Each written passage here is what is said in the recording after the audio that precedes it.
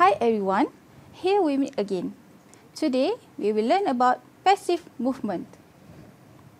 At the end of this topic, you will be able to state objective of passive movements, explain basic rules for passive movements, identify hand placement, motions and position of the patient for upper limb and lower limb, and perform passive movements for both limb and trunk. There are a few objectives of doing passive movements. Passive movement can assist circulation and vascular dynamics, assist healing process, decrease pain, increase or maintain joint and limbs mobility, maintain joint and soft tissue integrity, maintain mechanical elasticity of muscles, prevent deep vein thrombosis, and prevent further complications like muscle wasting, muscle tightness, and joint stiffness.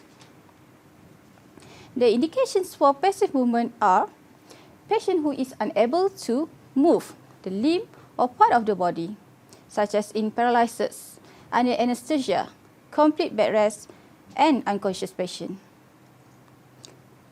There are no specific contraindications for passive movement.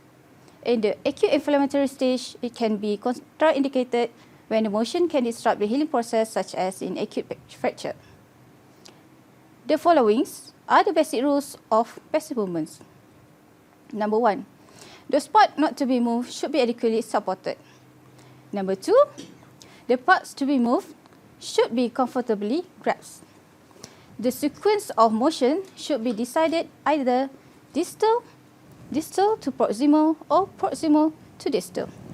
Example, for giving passive movements to neurological patients, a proximal to distal sequence is used.